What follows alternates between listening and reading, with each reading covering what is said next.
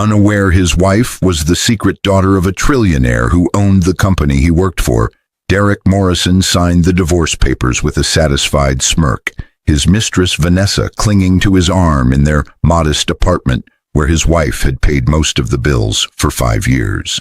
But what Derek didn't know as he handed those papers to his soon-to-be ex-wife Emma was that she had just received a private call from attorneys informing her of her biological father's passing and her inheritance of $350 million, making her one of the wealthiest women in the state overnight. His wife had always been quiet about her past, claiming she was an orphan raised in foster care. But the truth was far more complex. She had been secretly placed for adoption by tech trillionaire Victor Whitmore, founder and owner of Whitmore Technologies, the very company where Derek worked as a senior project manager and had met Vanessa, his ambitious secretary, who had convinced him his wife was holding him back from greatness. Emma had spent years supporting Derek's career, putting him through his MBA, networking for his promotions, and managing their household while working remotely as a freelance consultant. But he had grown distant after Vanessa started at Whitmore Technologies, complaining that Emma lacked sophistication and ambition despite her being the foundation of everything he had achieved. The divorce papers Derek had just served her included demands for half of their shared savings, money Emma had mostly contributed, and custody arrangements for their apartment lease. But nowhere in those papers did Derek account for the fact that his wife would soon control the very company that employed him, the board of directors already preparing to meet with her as the late Victor Whitmore's sole heir and new majority shareholder. Vanessa, who had orchestrated this entire divorce by feeding Derek's insecurities and promising him a life of passion and success she claimed Emma couldn't provide, stood in the apartment wearing expensive jewelry she'd charged to credit cards she expected Derek to pay off. But she had no idea that Emma's inheritance included not just liquid assets but controlling interest in a tech empire valued at $12 billion. As Emma quietly packed her belongings in the bedroom, she held the attorney's letter in her trembling hands, her mind reeling from the revelation that the man who had abandoned her as an infant out of fear of public scandal had watched over her from afar her entire life, ensuring she received an excellent education through scholarships and grants that were actually his doing, but never revealing himself until this moment when death forced the truth into the light. Derek, meanwhile, was already planning his future with Vanessa, talking about the promotion he expected, the house they would buy, and the expensive honeymoon they would take, but he remained completely unaware that his soon-to-be ex-wife now possessed the power to reshape his entire existence with a single phone call to the executive board. The question wasn't whether Emma would reveal her identity and use her newfound power, but how devastating her response would be when Derek finally learned the truth about who his wife really was, what he had thrown away, and how thoroughly he had destroyed his own future. Would Emma expose Derek's affair to the company's ethics board and watch his career crumble? Would she use her position as the company's new owner to show him exactly how much power the woman he deemed unsophisticated actually wielded? And would Vanessa remain by Derek's side when she discovered that the man she had manipulated into divorce had just walked away from a connection to unimaginable wealth and influence? The apartment was silent except for the sound of Emma's suitcase zipper closing, but Derek didn't notice because he was too busy texting Vanessa about dinner reservations to celebrate their freedom. Emma Whitmore, she would reclaim that name soon enough, stood in the bedroom doorway holding a single cardboard box containing 5 years of memories that Derek had already dismissed as worthless. But what she actually carried was the weight of a secret that would detonate both their lives within days. The divorce papers on the kitchen counter bore Derek Morrison's aggressive signature, the ink still wet from where he'd signed with flourish, but they also bore Emma's careful, measured signature that she'd added only after reading the attorney's letter 3 times, each reading making the irony deeper and more profound.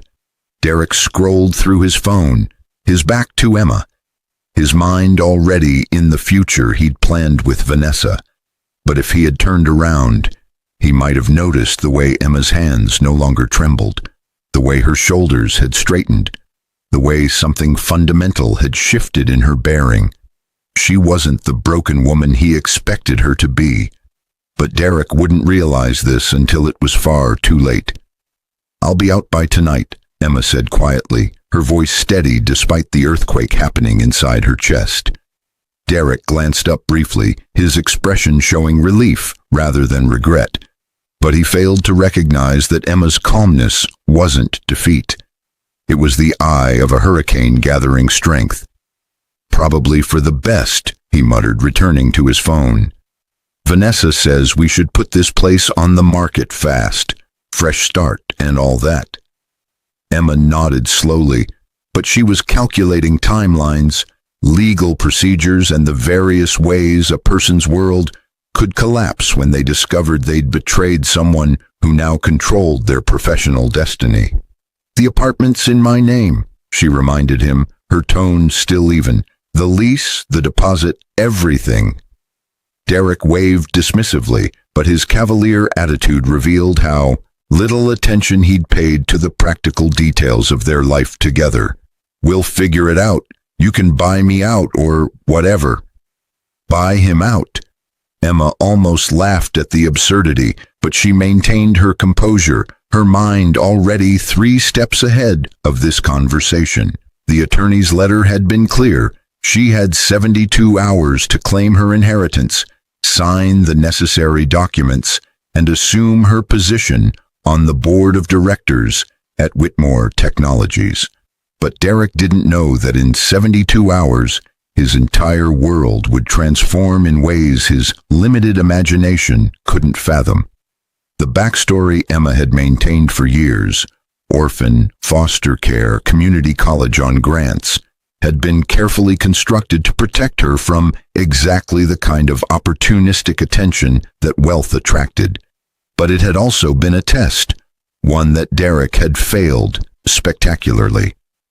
Victor Whitmore had placed her for adoption 30 years ago, when his wife, threatened by an affair that had produced a child, had given him an ultimatum: the child or the marriage. But he had chosen his marriage and his company's reputation, while ensuring through anonymous trusts and foundations that his daughter received everything she needed: education, opportunities, safety, from a distance that tore at him for 3 decades. Emma had discovered pieces of this truth over the years through inconsistencies in her adoption paperwork and scholarships that seemed too perfectly timed, but she had never pursued the full story, perhaps afraid of what she might find. But Victor Whitmore's death had forced the revelation, his final act of courage or cowardice being to give her everything he'd built, while explaining through a letter why he'd never had the strength to claim her publicly as his daughter. Derek's phone buzzed with another text from Vanessa, and his face lit up with the kind of excitement he hadn't shown Emma in years. But that enthusiasm was built on foundations of sand that would collapse the moment truth's tide came in. "Vanessa found a great restaurant for tonight. That new place downtown, the expensive one. Celebration dinner." "Celebrating what exactly?" Emma asked, though she knew the answer. "Our future," Derek said, finally looking at her directly, but his gaze held no guilt, no recognition of the devastation he was causing. "Look, Emma, you're a good person, but we both know this marriage has been dead for a while. Vanessa makes me feel alive. She understands ambition. She gets the corporate world in ways you never could." The irony was so profound that Emma had to bite her lip to keep from revealing everything right then, but she knew that patience would make the revelation infinitely more impactful. Vanessa, who worked as Derek's secretary at Whitmore Technologies, had indeed understood the corporate world. She understood how to manipulate insecure men, how to identify targets, and how to position herself for maximum advantage. But Vanessa had made one catastrophic miscalculation. She had assumed Emma was exactly what she appeared to be, a quiet woman with no connections and no power. "I hope she makes you happy," Emma said, and she meant it in the most complicated way possible. Derek seemed satisfied with this response, interpreting her grace as acceptance rather than strategy, but he had never been particularly skilled at reading subtext or understanding that people often contain multitudes beneath their surface presentations. He returned to his phone, already mentally checked out of this conversation and this chapter of his life. Emma picked up her box and walked toward the door, but she paused at the threshold, looking back at the apartment where she'd built a life with a man who had ultimately valued her so little that he'd traded her for a woman who'd manipulated him with practiced precision.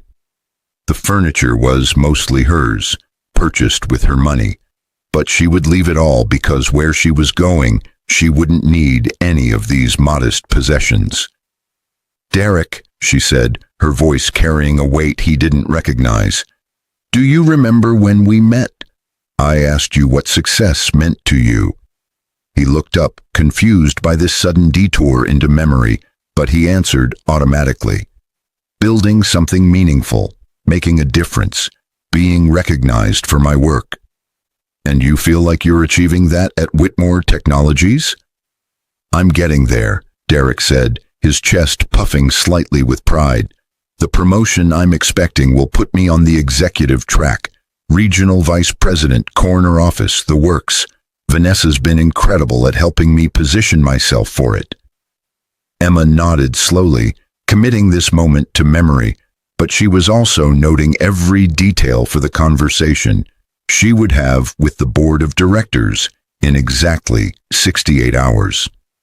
"I hope you get everything you deserve," she said, and the double meaning sailed completely over Derek's head. She walked out, closing the door with a soft click that Derek barely registered, but that sound marked the end of one existence and the violent beginning of another.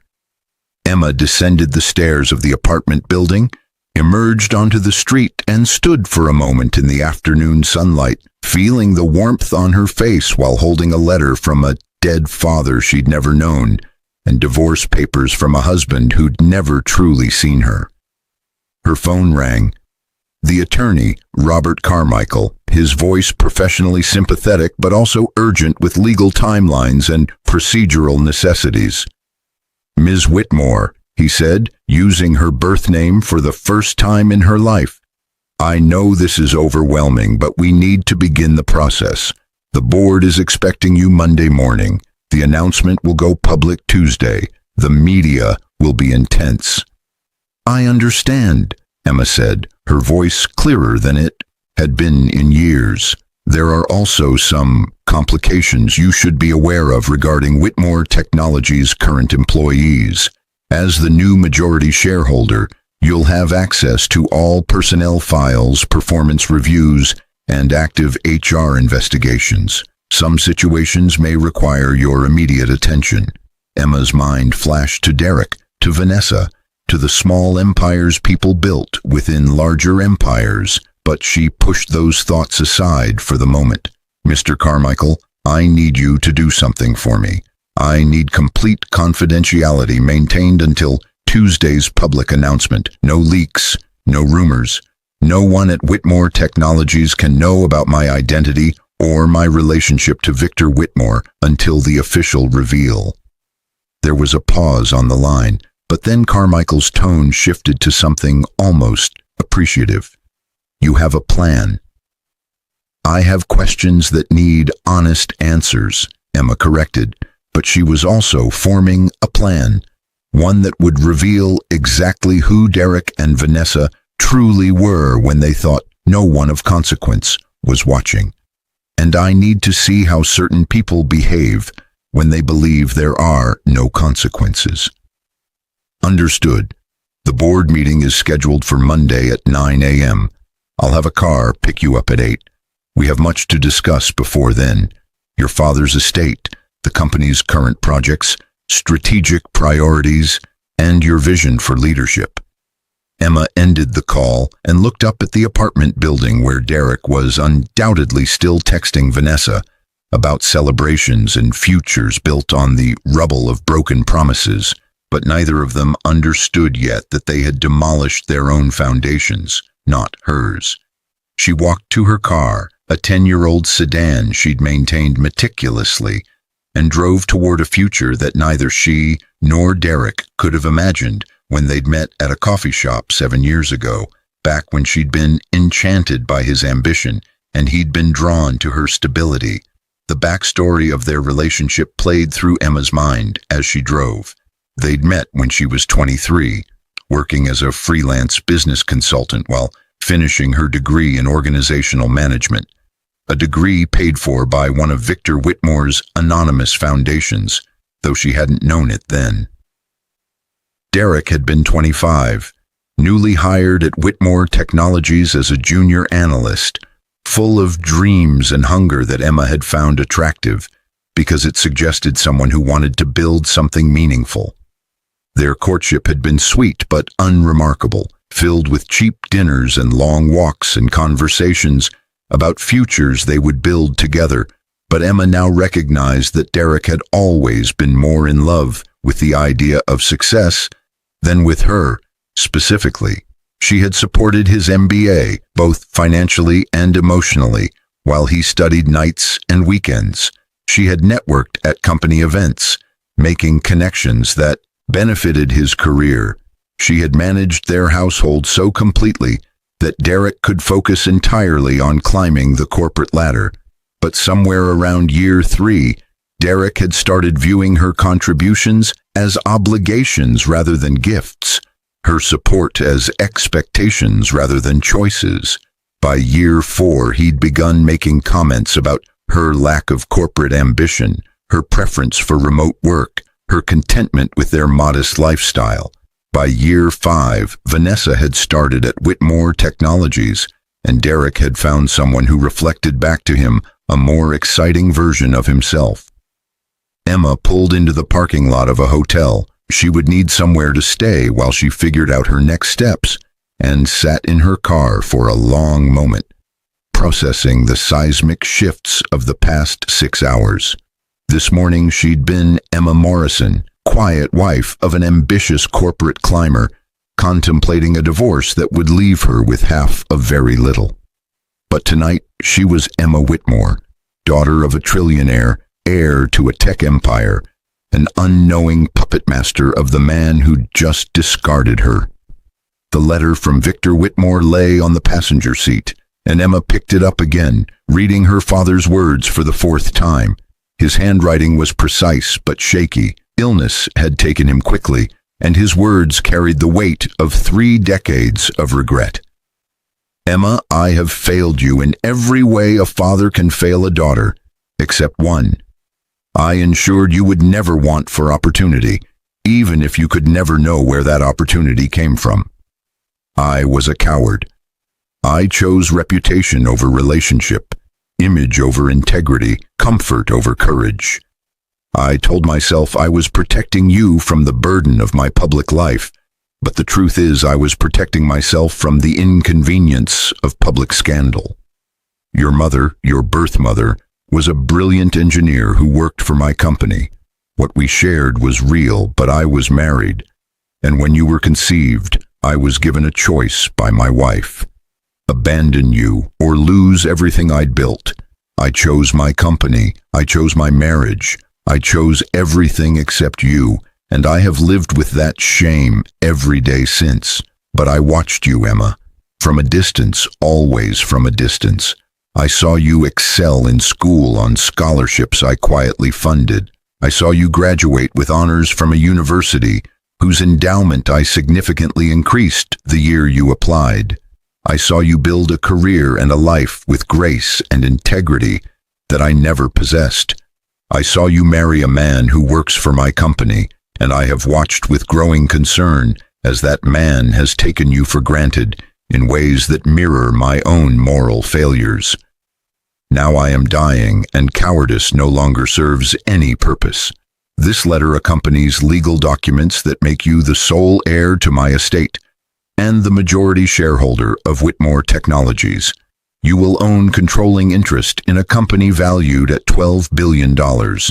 You will inherit liquid assets exceeding $350 million. You will have power, influence, and resources beyond anything you could have imagined. I do not deserve your forgiveness. I do not deserve to be called your father, but I hope that what I leave you can somehow compensate for what I took from you. The right to know where you came from, who you belonged to, and that you were wanted, even if I lacked the courage to show it. Be stronger than I was, Emma. Be braver, and build something better with what I'm giving you than I ever managed to build alone. Victor Whitmore. Emma folded the letter carefully, her eyes dry, but her heart a complicated knot of emotions she would need time to untangle. Victor Whitmore had given her everything except himself, a gift so enormous and so hollow that she didn't know whether to feel grateful or furious. But one thing was certain: she would not waste this opportunity to discover what Derek and Vanessa were truly made of when they thought no one powerful was watching. Monday morning arrived with the crisp professionalism of a new season, but Derek Morrison moved through his routine with unusual energy, his mind already at the celebration dinner from Friday night, where Vanessa had been particularly attentive and enthusiastic about their future together. He'd spent the weekend moving his belongings from the apartment Emma had vacated. She'd left everything, which he'd found odd but convenient, into Vanessa's place, a trendy loft she claimed she could barely afford on her secretary's salary, but somehow maintained with designer furniture and expensive art.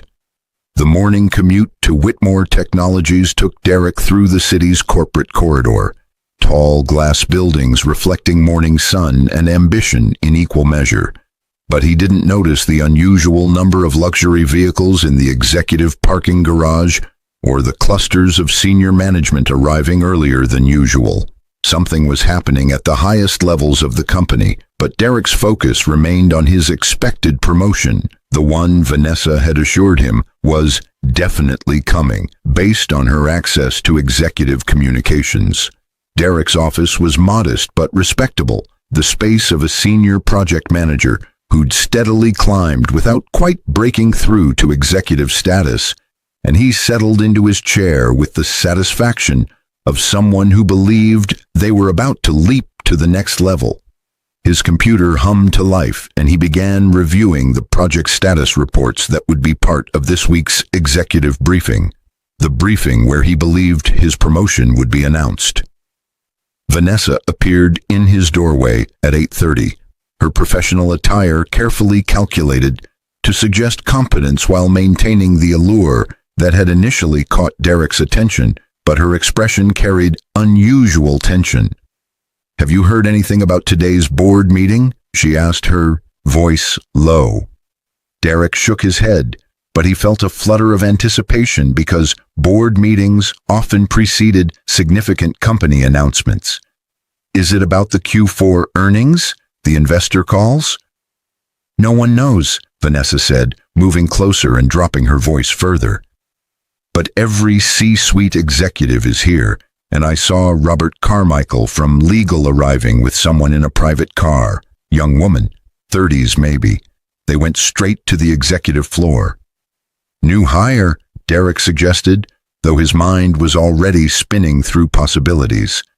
"Maybe," Vanessa said, but her eyes held calculation that Derek had learned to recognize as her strategic mind processing information. "Or maybe it's about the ownership transition. Victor Whitmore's death was 2 months ago, and there have been rumors about his estate, about who inherits what." Derek's interest sharpened, but not with concern. He didn't yet understand how any of this could possibly connect to his personal life. "Whitmore had kids?" "Not publicly," Vanessa said, her tone suggesting she'd researched this thoroughly. But rich men always have secrets, and whoever inherits will have majority control. 51% stake. They'll effectively own everything. So we might have a new boss, Derek said, finding this interesting but not particularly relevant to his immediate concerns. As long as they don't restructure before my promotion comes through, I don't really care.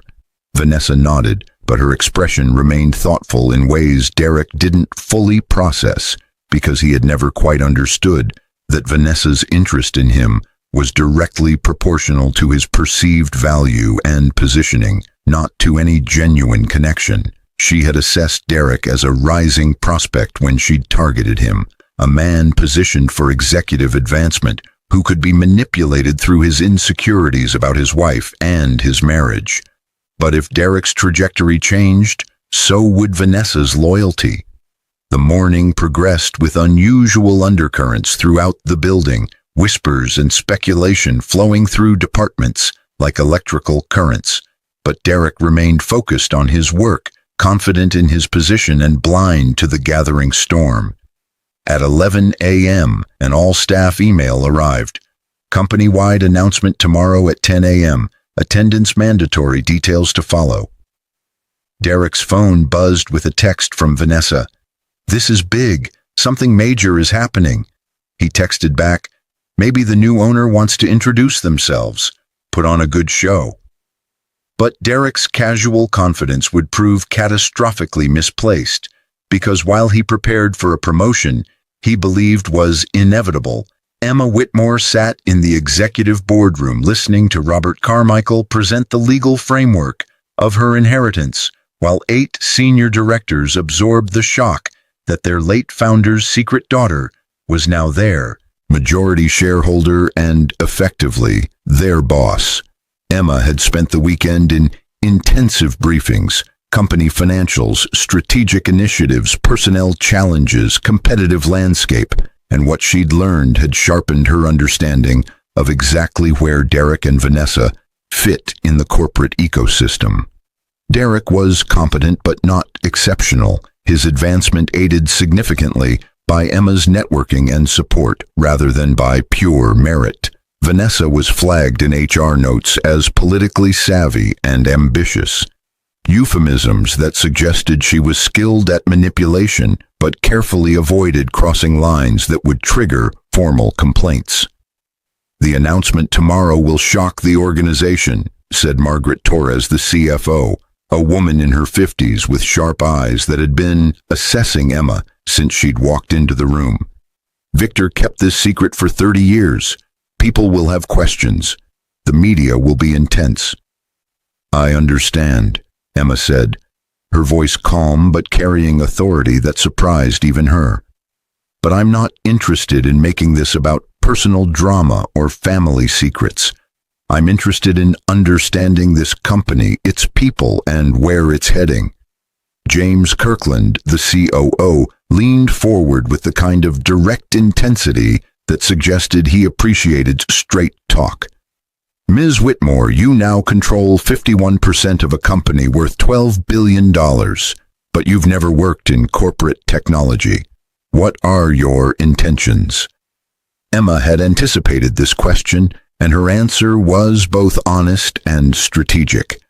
"My intentions are to learn, listen, and understand what my father built before making any significant changes. But I'm not a figurehead, and I'm not interested in being managed or handled. I will be actively involved in understanding every aspect of this company, including its culture, its challenges, and its people." The room absorbed this, but Emma noticed Margaret Torres nodding slightly with what might have been approval. "There are some personnel situations you should be aware of," Margaret said carefully. "Relationships between employees, potential conflicts of interest, situations that haven't quite crossed the line into HR violations but exist in gray areas." Emma's expression remained neutral, but her pulse quickened slightly.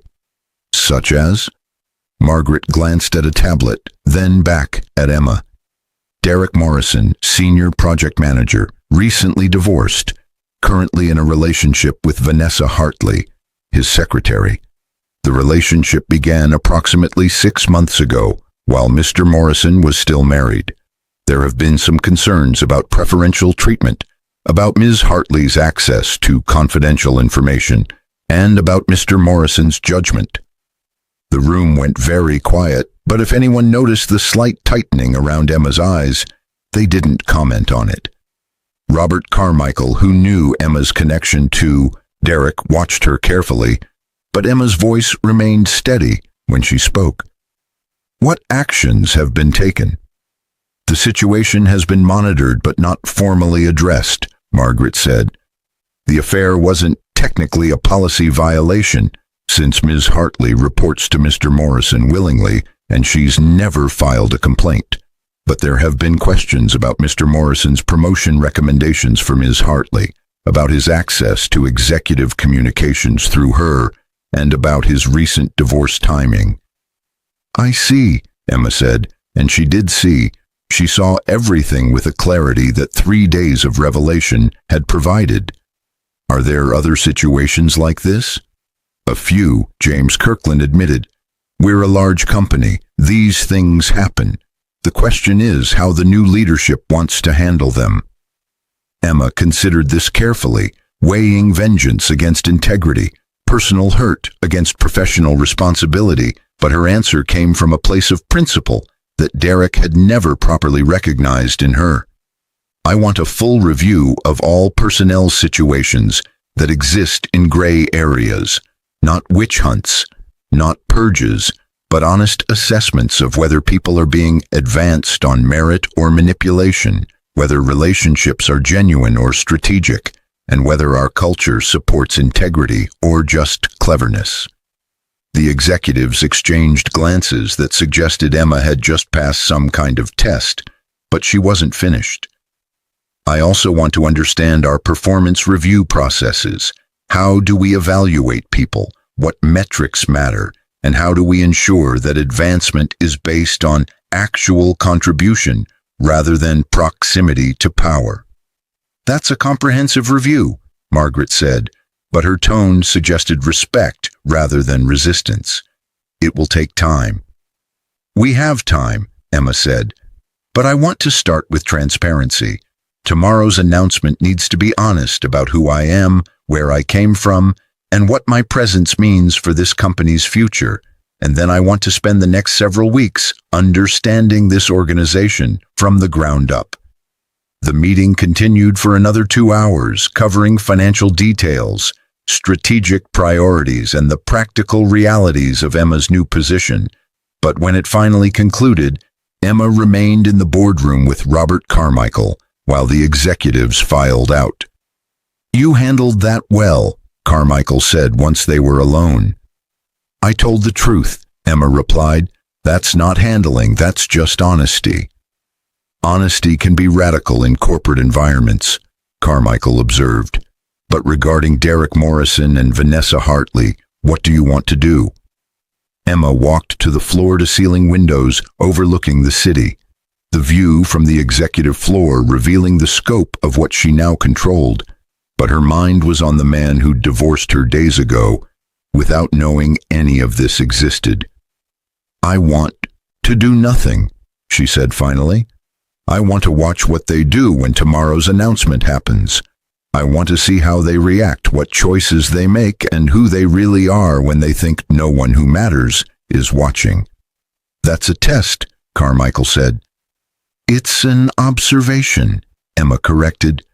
"Derek and Vanessa made choices based on what they thought I was worth, what they thought I could offer, and what they thought they deserved. Tomorrow they'll learn information that would have changed those calculations, but by then, the choices will already be made, and we'll all know exactly what kind of people they are." Carmichael nodded slowly, but his expression held concern. "And if what you observe confirms your worst suspicions about their characters, then I'll make decisions about this company's culture and standards based on principle, not revenge," Emma said firmly. "But I won't protect people who built their advancement on manipulation and betrayal." That's not revenge. That's accountability. Emma left Whitmore Technologies that afternoon through a private exit, her identity still protected for one more day. But as she drove back to the hotel where she'd been staying, her mind played through scenarios of tomorrow's revelation. Derek would be in that room. Vanessa would be in that room. They would hear Emma's name, see her face, and in a single moment understand the magnitude of their miscalculation. But Emma's plans extended beyond that moment of shock, because what she wanted wasn't Derek's humiliation. It was his confrontation with the reality of who he'd become, what he'd valued and what he'd destroyed in pursuit of ambitions built on sand rather than substance. Tuesday morning began with unusual electricity throughout Whitmore Technologies, the mandatory all-staff meeting creating speculation that ranged from merger rumors to restructuring fears. But Derek Morrison dressed with particular care because he still believed this might be when his promotion was announced. Vanessa had spent the previous evening at her apartment, their apartment now, analyzing possibilities and angles with the kind of strategic intensity that Derek found attractive but never quite recognized as concerning. The main auditorium filled with employees from every department, the space designed to hold over 500 people, but feeling crowded with anticipation and anxiety, and Derek found a seat in the middle section where senior managers typically congregated, his positioning strategic even in room selection. Vanessa sat several rows back with other administrative staff, but Derek could feel her attention on him, her mind always calculating, always positioning. At 10 a.m. sharp, the lights dimmed, and Robert Carmichael stepped to the podium with the grave authority of a man about to deliver news that would reshape everyone's understanding of their professional reality. "Thank you all for coming," he began, his voice carrying through the excellent acoustics. "Today's announcement concerns the future of Whitmore Technologies and the resolution of Victor Whitmore's estate." The room held its collective breath, but Derek felt only mild interest because estate matters didn't immediately affect his daily reality or his anticipated promotion. That indifference was about to be shattered. "Victor Whitmore founded this company 40 years ago," Carmichael continued, "and built it into one of the most successful technology firms in the nation. But Victor held secrets that many of you never knew, secrets that he maintained to protect someone he loved, but lacked the courage to publicly acknowledge."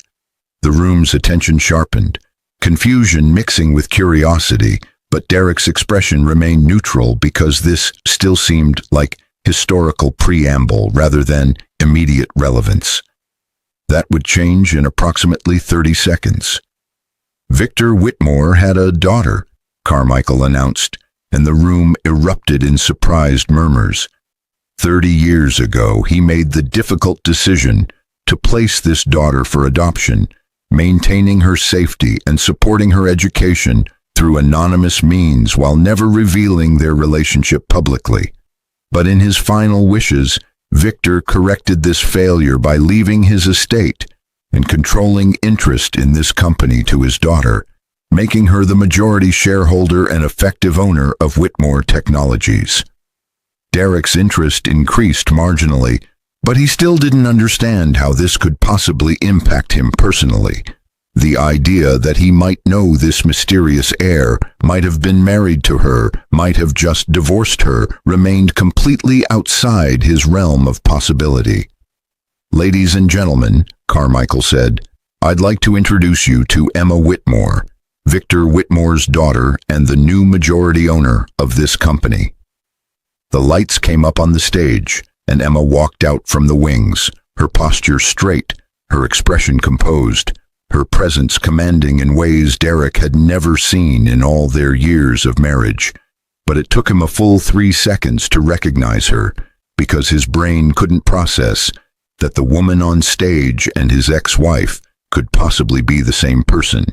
The auditorium exploded in shocked whispers and gasps, but the loudest sound was Derek Morrison's sharp intake of breath as his world tilted violently off its axis. His face went white, then red, then white again as his mind raced through implications like a computer processing catastrophic error codes.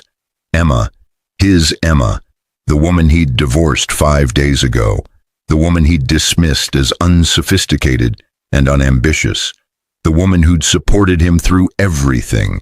She was the heir. She was the owner. She was his boss's boss's boss. Vanessa's reaction was equally visceral, but more immediately calculated.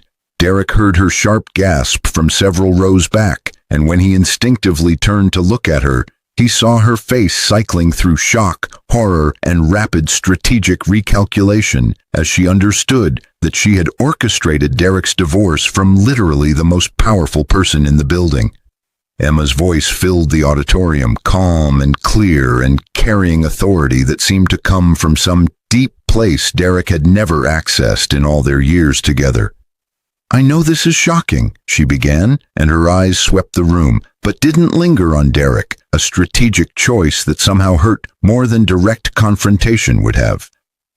"I've spent the past 30 years not knowing where I came from, not understanding why certain opportunities appeared in my life, and not recognizing that I was being watched over from a distance by someone who cared but lacked courage." The room was silent now, every person hanging on her words, but Derek couldn't hear anything past the rushing in his ears as his entire understanding of his life collapsed and reformed into something unrecognizable. "Victor Whitmore was a complicated man," Emma continued, "and I'm still processing what his choices meant and what his legacy represents. But I'm here today to commit to you that I will learn this business, understand this culture, and work to build something worthy of the trust you've placed in this company." She spoke for another 10 minutes about transition plans, about maintaining stability, about respecting the expertise of the people who'd built Whitmore Technologies into what it was. But Derek didn't process any of it because his mind was stuck in an endless loop of realization. He had divorced the owner of the company. He had left the woman who now controlled his professional destiny. He had thrown away a marriage to someone who could give him everything he'd ever wanted. And he had done it all because Vanessa had convinced him Emma was holding him back. When Emma finished speaking and opened the floor for questions, Derek couldn't move, couldn't speak, couldn't do anything but sit frozen in his seat. While around him, people asked about strategic vision and organizational structure, and all the professional questions that competent employees would ask. But all Derek could think about was that conversation in their apartment 5 days ago, about how he'd told Emma that Vanessa understood ambition in ways she never could, about how he'd celebrated his freedom at an expensive restaurant while Emma had quietly packed her belongings and walked away from a marriage to become the most powerful person in his entire professional world. The meeting concluded with polite applause that Derek mechanically joined, his hands moving of their own accord while his brain remained locked in catastrophic processing mode. People began filing out, conversations bubbling up about the shocking revelation, but Derek sat, paralyzed until someone jostled his shoulder. "Derek, you okay?" It was Paul Chen, a colleague from another department, his expression concerned. "You look like you've seen a ghost." Derek's voice came out strangled. I have to." But what did he have to do? Apologize, beg, explain. Every option seemed simultaneously essential and utterly pointless, because no words could possibly bridge the canyon between what he'd done and what he'd only now discovered he'd destroyed. Vanessa appeared at his elbow, her face carefully composed, but her eyes showing calculations that Derek was only now learning to recognize as panic beneath strategic presentation. "We need to talk," she hissed, her hand gripping his arm with intensity that suggested she understood exactly how thoroughly they had both miscalculated. "Now." Derek let himself be pulled from the auditorium, his legs moving automatically while his mind remained several minutes behind, still processing the image of Emma on that stage, speaking with authority he'd never imagined she possessed, while revealing an identity that rewrote their entire history. They ended up in an empty conference room, and Vanessa immediately began pacing with the frantic energy of someone whose carefully constructed plans had just collapsed. "Did you know?" she demanded, her voice sharp with accusation. "Did you have any idea who she was?" "Of course not," Derek's own voice finally returned, but it came out defensive and shrill. "She told me she was an orphan, foster care, community college on grants. How was I supposed to know her father was Victor Whitmore?" "She's the majority shareholder," Vanessa said, still pacing, her mind visibly working through angles and options. "She controls everything. She controls your career. She controls my job. She controls our entire futures, and you just divorced her." "You pushed me to divorce her." Derek's shock was converting to anger, a defensive response to overwhelming guilt. "You said she was holding me back. You said I deserved someone who understood my ambitions." "I didn't know she was secretly a billionaire heiress," Vanessa snapped back, but then she caught herself, her expression smoothing as she deployed the manipulative calm that had worked so effectively on Derek for months. Okay, let's think about this strategically." She announced herself publicly. She's committed to the company. She's going to be focused on big picture issues, not personal grievances. We just need to keep our heads down, do excellent work, and let this blow over.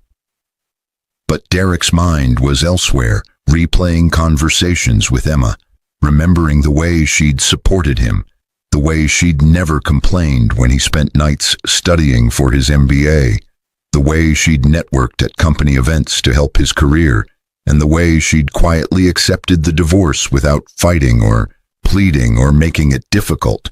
He'd interpreted her grace as weakness, her support as obligation, her quiet strength as lack of ambition. But what if everything he'd believed about Emma was wrong? What if everything he'd valued about Vanessa was hollow? "I need to talk to her," Derek said suddenly. "Absolutely not," Vanessa responded immediately. "That's the worst possible move right now. You need to give her space, let things settle, and approach this professionally, not emotionally." But Derek was already moving toward the door, his mind made up in the way of people who finally understand they've made catastrophic mistakes and become desperate to fix them before the consequences fully materialize. "She was my wife. I need to explain. I need to apologize." "Derek, stop!" Vanessa's voice carried command that had always worked before, but Derek was no longer listening, because for the first time in months, he was seeing clearly, and what he saw was that Vanessa had manipulated him into destroying the most important relationship in his life for her own strategic purposes. He left the conference room despite Vanessa's protests, his mind singularly focused on finding Emma, on explaining that he'd made a mistake, on somehow convincing her that what they'd had was real and could be salvaged despite his betrayal. But as Derek navigated the building toward the executive floor, he didn't yet understand that Emma wasn't interested in explanations or apologies. She was interested in watching what choices Derek would make now that he understood the cost of his previous choices. Derek reached the executive floor and found himself facing an assistant he'd never met, a professional woman in her 40s who assessed him with the kind of protective evaluation that gatekeepers to power learn to deploy instinctively. "I need to see Emma," Derek said, his voice urgent. "Emma Whitmore, it's important." "Do you have an appointment, Mr. Morrison? Derek Morrison, we were..." But how did he describe what they were? Ex-spouses, former partners, victims of his own terrible judgment? The assistant's expression shifted to something that might have been pity or judgment or both. "Ms. Whitmore is in meetings all day, Mr. Morrison. If you'd like to schedule an appointment, I can check her calendar for availability next week." Next week. The words hit Derek like cold water because they made clear that whatever access he'd once had to Emma through marriage was gone now, replaced by professional hierarchies and executive protocols. "Please," he said, his voice cracking slightly, "just tell her I need to talk to her. 5 minutes. That's all I'm asking." The assistant studied him for a long moment, then picked up her phone and spoke quietly into it. Derek couldn't hear the conversation, but he saw her expression shift through several complicated emotions before she hung up. "Ms. Whitmore says she'll give you 10 minutes at 6 p.m. today in conference room A. Don't be late." 6 p.m. Derek had 8 hours to figure out what to possibly say to the woman he'd betrayed, dismissed, and divorced, only to discover she'd been secretly powerful beyond his imagination all along. He nodded mechanically and walked back toward his office, but the building felt different now, the familiar corridors and departments transformed by his new understanding that Emma wasn't just somewhere in this ecosystem. She was at the top of it, looking down at everything including him. The 8 hours between Derek's scheduling of the meeting and 6 p.m. passed with glacial slowness, each minute feeling like an hour as he sat in his office trying to work, but mostly replaying every conversation with Emma, every dismissive comment he'd made, every time he'd compared her unfavorably to Vanessa. His colleagues had heard about the announcement, and several stopped by to express surprise that he'd never mentioned being married to Victor Whitmore's daughter, not understanding that Derek himself had only learned this information hours ago.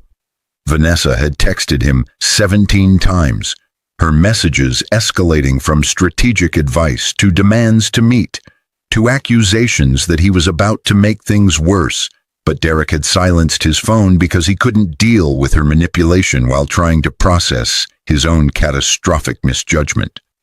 Around 3 p.m. he'd walked past Vanessa's desk and seen her on the phone, her voice low and urgent as she spoke to someone about opportunities elsewhere and better situations.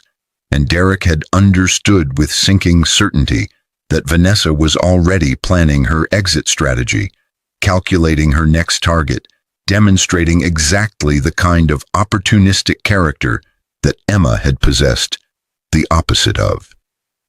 At 5:45 p.m., Derek left his office and walked to conference room A with the slow deliberation of someone approaching their own execution. The room was one of the mid-level executive spaces, not ostentatious but professional, with a large table, comfortable chairs, and floor-to-ceiling windows showing the city lights beginning to emerge in the early evening. Emma was already there, sitting at the head of the table in a tailored suit that Derek had never seen before, her posture straight, her expression neutral, her entire presence radiating a quiet power that Derek now realized had always been there, but he'd been too blind to recognize. "Thank you for seeing me," Derek began, his voice uncertain as he took a seat 3 chairs away, the distance between them suddenly symbolic of everything he'd destroyed. "You asked for 10 minutes, Emma said, her voice professional and cool. "I'm curious what you think you need to say." The directness was jarring, so different from the Emma who'd gently supported him for years, but Derek pushed forward because he'd spent 8 hours convincing himself that he could fix this if he could just explain. "Emma, I had no idea about your father, about who you really were. If you'd known what?" Emma interrupted, her eyes finally meeting his directly. "That I was worth staying married to? That I was worth respecting? That I was worth treating with basic decency instead of abandoning for your secretary?" The words hit like physical blows, each one accurate and devastating, but Derek fumbled forward. "That's not fair. You never told me about your background. You let me believe you were just what, Derek?" Emma's voice remained calm, but underneath Derek could hear something sharp and dangerous. "Just an orphan. Just a quiet woman with no connections. Just someone who wasn't sophisticated enough for your ambitions. I didn't lie to you. I told you exactly what I believed about my own history. But you took that information and decided I was worth less than someone who could help your career. Vanessa manipulated me, Derek tried, but even as he said it, he knew how hollow it sounded. Vanessa did what Vanessa does, Emma responded. She identified someone she thought she could use and deployed strategies to get what she wanted. But you made every single choice, Derek. You chose to have an affair. You chose to prioritize what Vanessa offered over what we'd built. You chose to file for divorce. And you made all those choices believing I had nothing to offer you except love, support, and partnership. And you decided those things weren't valuable enough. Derek felt tears pricking his eyes, but they were tears of self-pity and shame rather than genuine remorse. And some part of him recognized that even now he was more upset about what he'd lost than about how he'd hurt Emma. I was wrong, he said. I made a terrible mistake. But we had something real once. We loved each other. That has to count for something. It counted for 5 years of my life, Emma said quietly. 5 years of supporting your dreams, while you slowly decided I wasn't good enough for the future you wanted. It counted for me putting you through your MBA, networking for your promotions, managing our household so you could focus on your career. It counted for me believing we were partners, but then you decided it didn't count for enough, and you threw it away. Not because I betrayed you, not because I failed you, but because Vanessa made you feel more important than I did, and you valued that feeling more than you valued our marriage. I can change, Derek said desperately. I can be better. We can start over. You know me, Emma. You know I'm not a bad person. I just got lost. Emma was silent for a long moment, studying Derek with an expression he couldn't quite read. But when she finally spoke, her words carried a finality that Derek had been dreading. You're not a bad person, Derek. You're a weak one. You're someone who values image over substance, feeling over commitment, and convenience over integrity. And you're right that I know you. I know you better than you've ever known yourself. That's why I know that what you're feeling right now isn't remorse about hurting me. It's panic about the consequences to yourself. That's not true, Derek protested, but his voice lacked conviction because Emma's assessment was accurate in ways he couldn't bring himself to fully acknowledge. You filed for divorce 5 days ago, Emma continued, her voice steady but carrying weight. 5 days, Derek. You celebrated at an expensive restaurant. You moved in with Vanessa.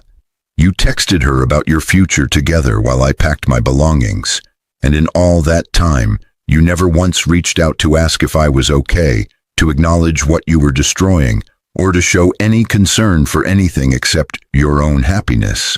But now, after you discover who I really am and what I'm worth, suddenly you want to reconcile.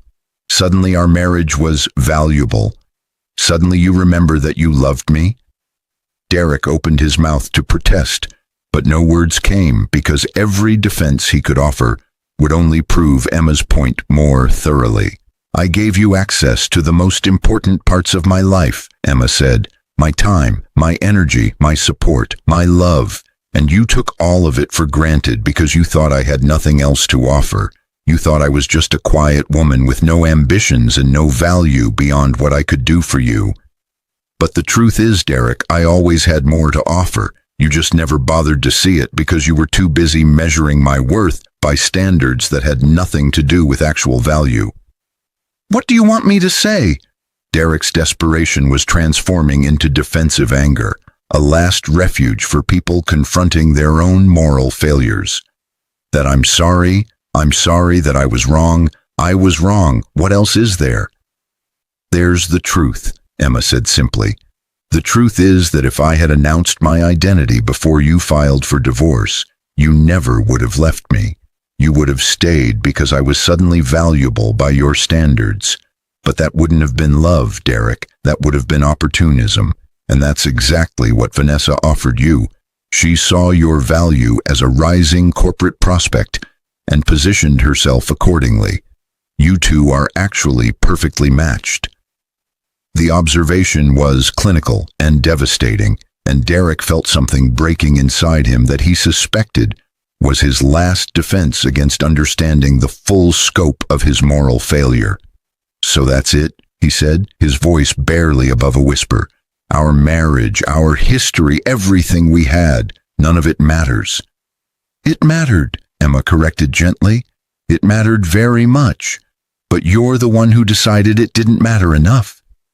"You made that choice, Derek, not me, not Vanessa. You, and now you have to live with the consequences of that choice."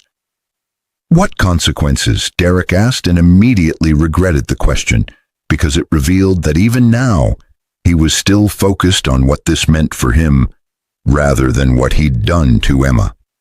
Emma stood, signaling that their conversation was ending, but her expression carried something that looked almost like sympathy. "The consequence isn't revenge, Derek. It's reality. You're a competent project manager. You do good work. You'll continue to have a job here as long as you perform well and behave ethically. But your promotion isn't happening. Not because I'm punishing you, but because the people who promoted you into positions you weren't quite ready for did so partly because I advocated for you, networked for you, and created opportunities for you. Without that support, you're going to advance based on your actual merit, rather than on the connections and advocacy I provided." Derek felt the ground dropping out beneath him as he understood that his entire career trajectory had been shaped by Emma's quiet support he'd taken for granted while attributing his success to his own capabilities. "You're sabotaging my career," he said, but it came out weak because he knew that wasn't what Emma was doing. "I'm withdrawing my advocacy," Emma corrected. "There's a difference. You'll succeed or fail based on what you actually bring to this company, not on what your wife brings on your behalf. That's not sabotage. That's just the natural consequence of divorce." She moved toward the door, but Derek wasn't quite ready to let this end. "What about Vanessa?" he asked. "What are you going to do about her?" Emma paused at the door, her back to Derek, and when she spoke, her voice carried a complexity that Derek was only beginning to understand. "Vanessa is remarkably good at her job when she's not busy manipulating people. She'll have the opportunity to prove whether she wants to be known for her competence or her strategic relationships. That's her choice, not mine." "You're giving her a chance?" Derek couldn't hide his surprise. "I'm giving everyone a chance to show who they really are," Emma said, finally turning back to face him. "Including you, Derek. You can choose to learn from this, to become someone who values people for who they are rather than what they can do for you. Or you can remain who you've been, someone who measures worth by status and advantage. But either way, you'll live with the consequences of who you choose to be." With that, Emma left, and Derek sat alone in the conference room as darkness fell outside the windows and inside his own understanding of who he was and what he'd done. He had come to this meeting hoping to fix his mistake, to somehow reclaim what he'd thrown away, but what he'd learned instead was that Emma had never been his to reclaim because he'd never truly valued her as a complete person, only as a supporting character in his own narrative of success. The worst part, Derek was beginning to realize, wasn't that he'd lost Emma's wealth or power or connections. The worst part was that he'd lost someone who had genuinely loved him, who had supported him without expecting recognition, who had been exactly the kind of partner everyone claimed they wanted but few people actually valued when they had it. And he'd lost her not because she hadn't been enough, but because he hadn't been and might never be the kind of person who deserved what she'd offered.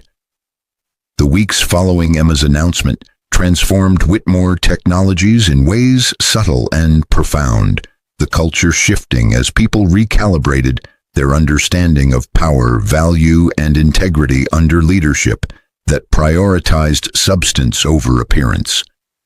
Emma threw herself into understanding the company.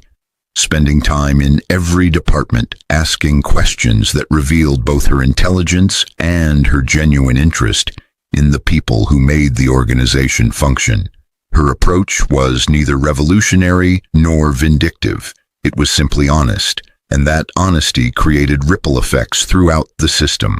For Derek, those weeks were a study in uncomfortable revelation as he watched from a distance, while Emma built relationships with executives and employees alike, her natural integrity and intelligence earning respect that had nothing to do with her wealth or ownership, and everything to do with who she actually was. The promotion Derek had expected never materialized, but neither did any overt punishment. He simply found himself evaluated based on his actual performance rather than on connections he no longer possessed. And that evaluation revealed him to be exactly what Emma had suggested: competent but not exceptional, capable but not extraordinary. The hardest part wasn't the professional stagnation, but the social revelation as Derek watched colleagues who'd respected him begin to subtly shift their attitudes once they understood the full story of his divorce. The details had leaked gradually, not from Emma, who maintained complete discretion, but from people who'd been at that final meeting, who'd seen Derek's face when Emma was announced, who'd pieced together the timeline of his affair with Vanessa and his divorce from a woman he'd only later discovered was the company's owner. Corporate social structures are remarkably sensitive to moral calculations, and Derek found himself increasingly isolated, not through any official action but through the natural consequences of people choosing not to associate with someone who demonstrated such profound misjudgment and opportunism. Vanessa's trajectory proved even more instructive.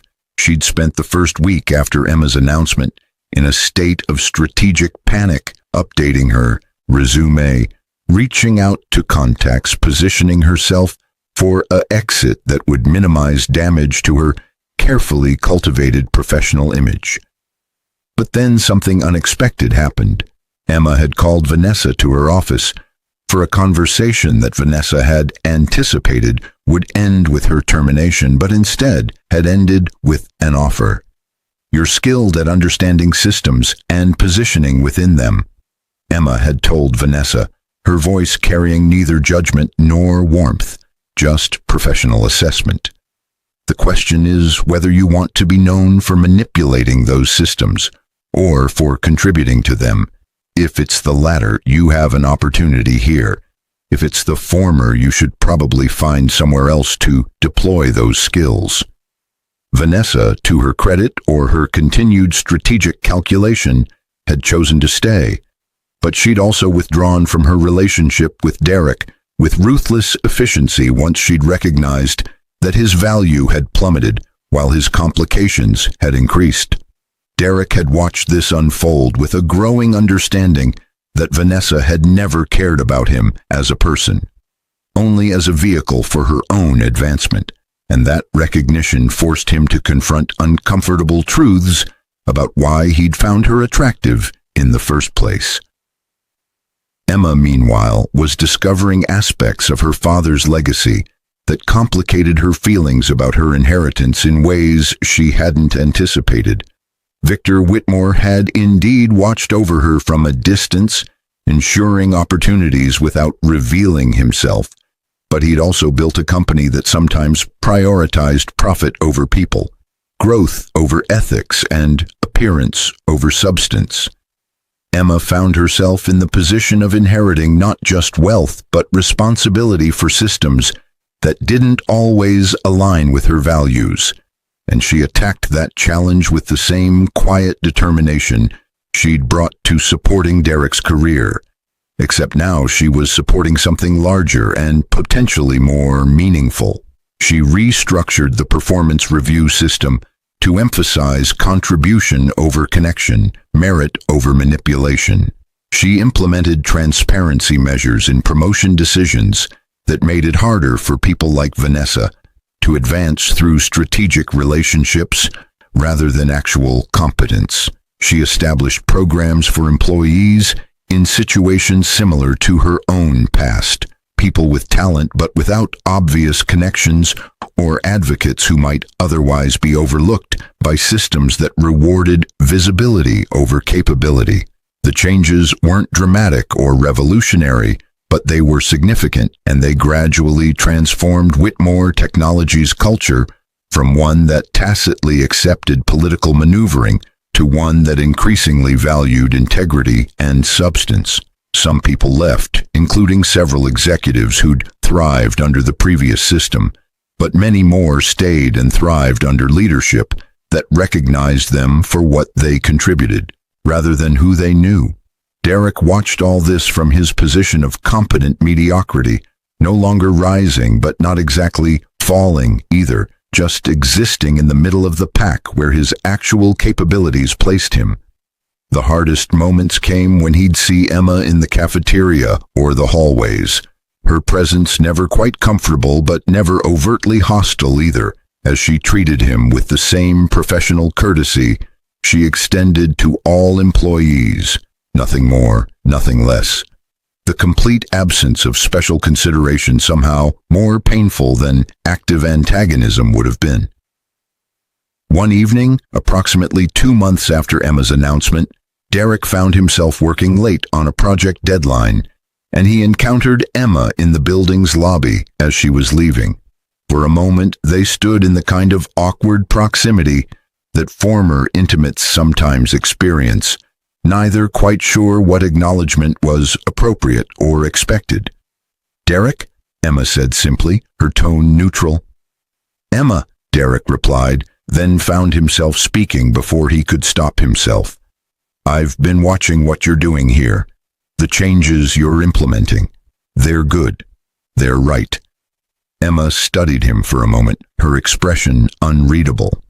"Thank you," she said, but didn't elaborate or invite further conversation.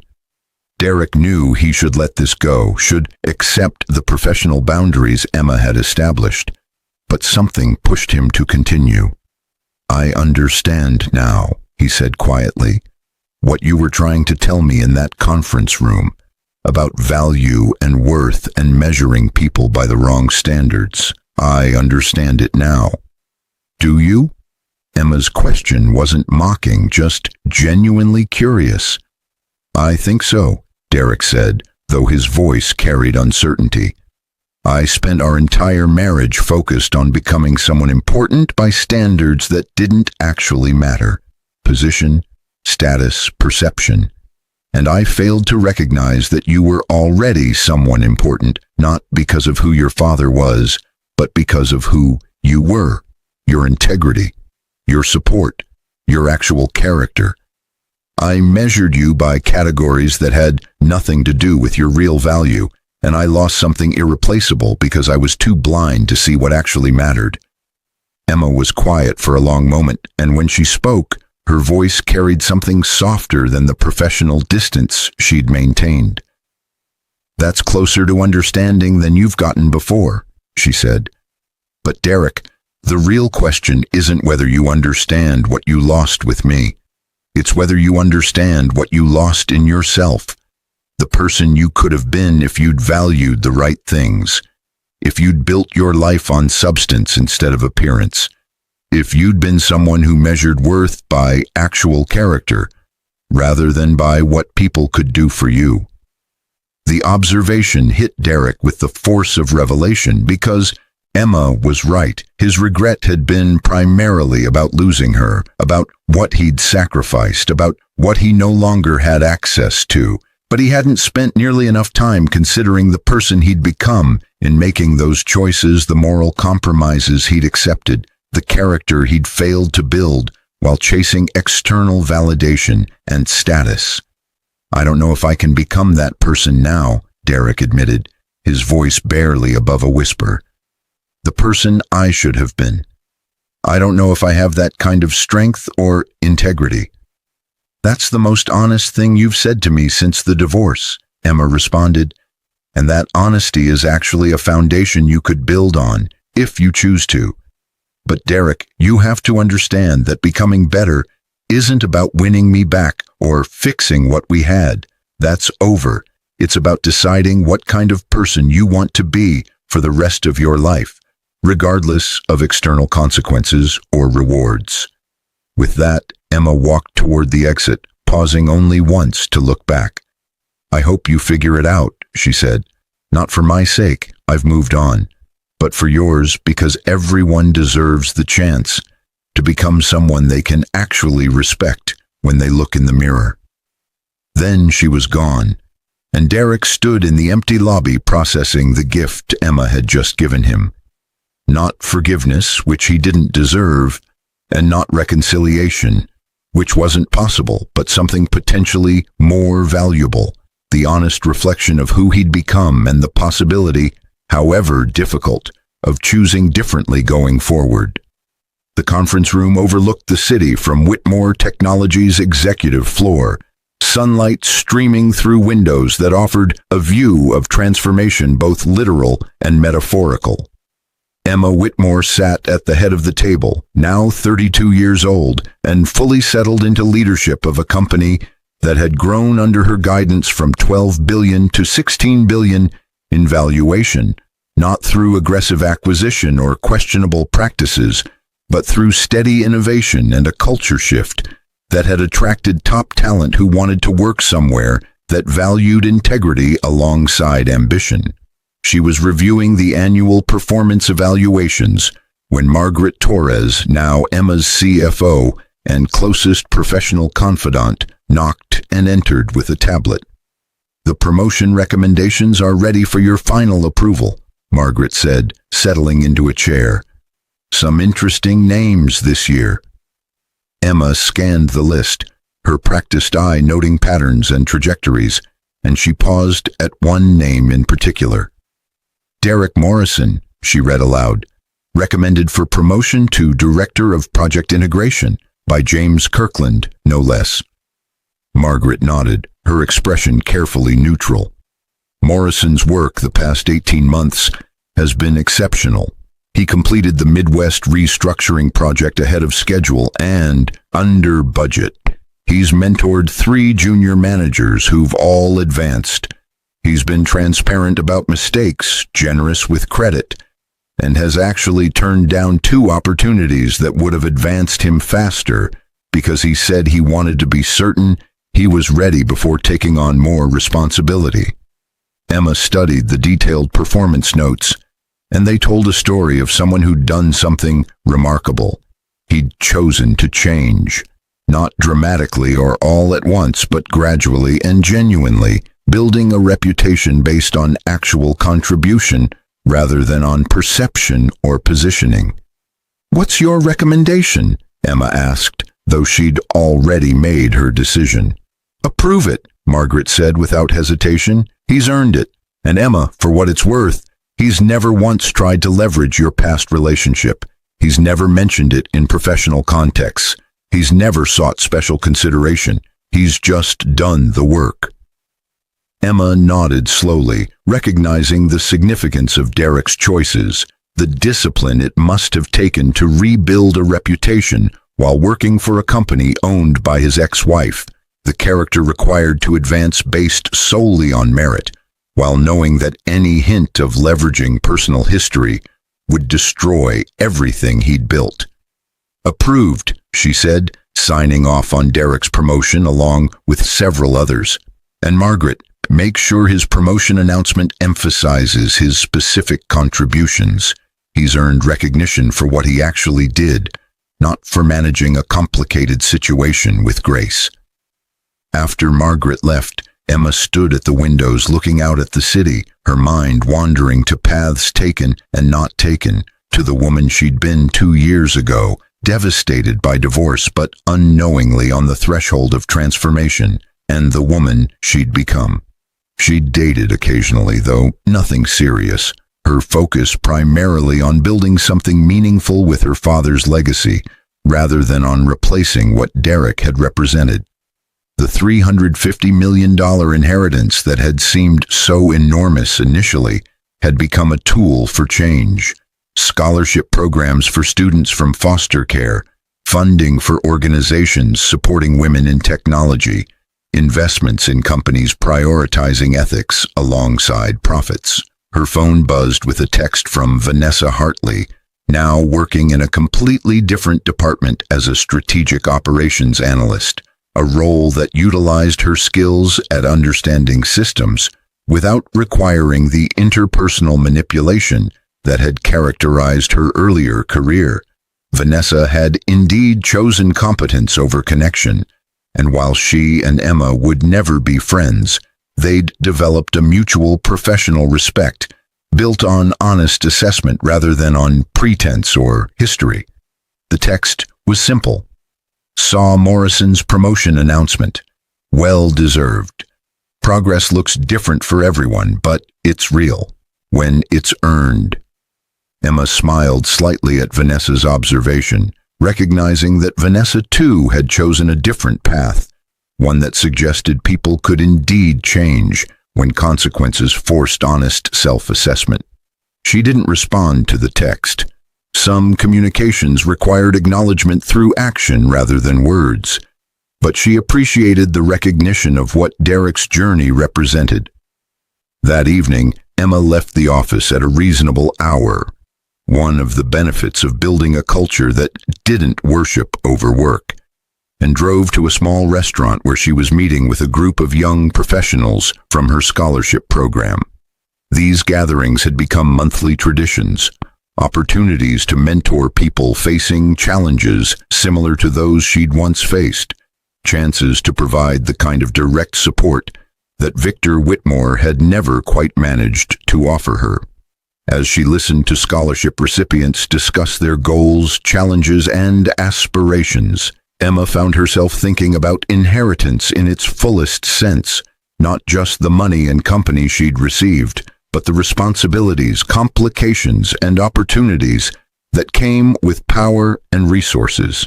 She'd inherited her father's wealth, but she was choosing to build her own legacy, one that prioritized presence over distance, transparency over secrecy, and the kind of courage that Victor Whitmore had struggled to manifest.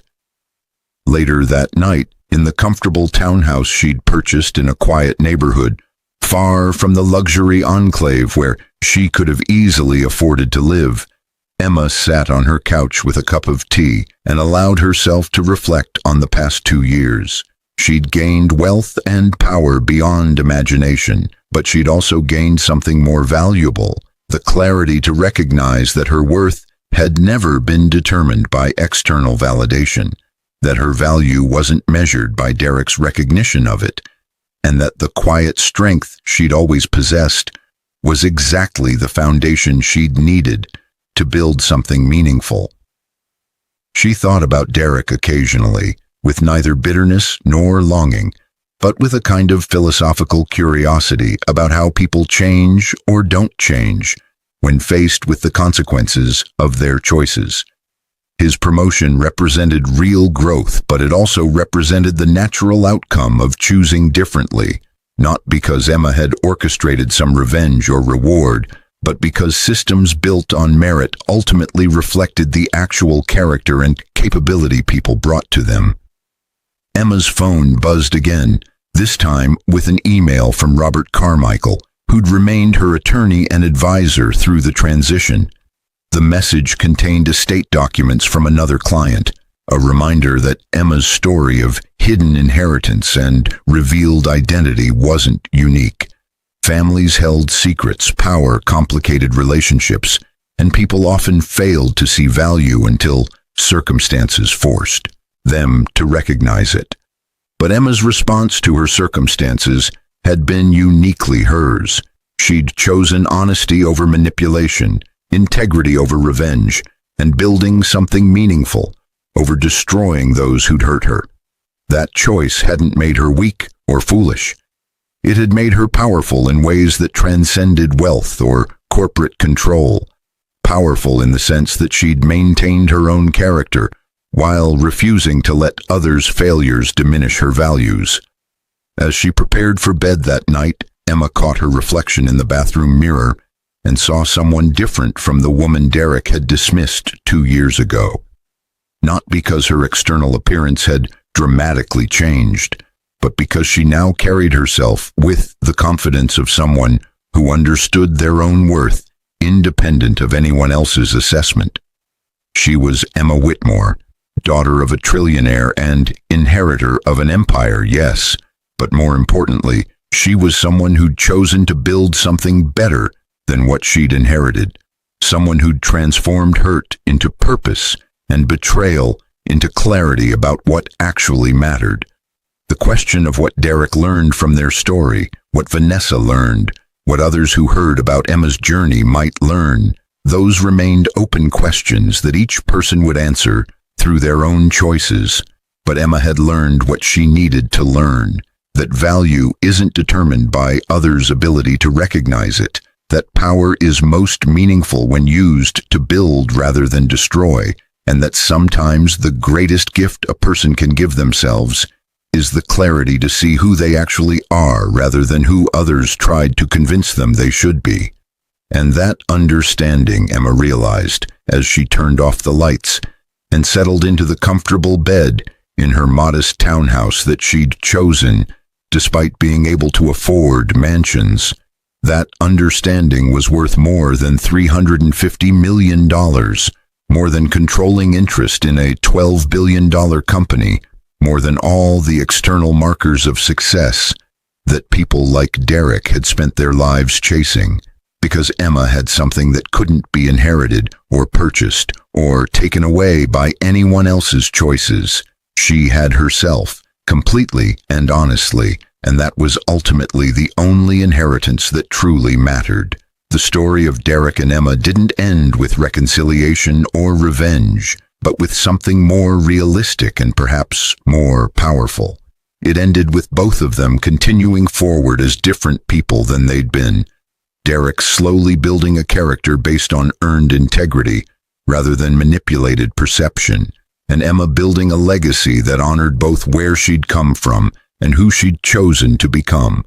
And in the end, that divergence, Derek finally learning what actual value meant while Emma demonstrated it, was exactly the ending their story needed, not for dramatic satisfaction but for honest resolution about how people change, grow, and ultimately determine through their own choices what their lives will mean and who they'll become.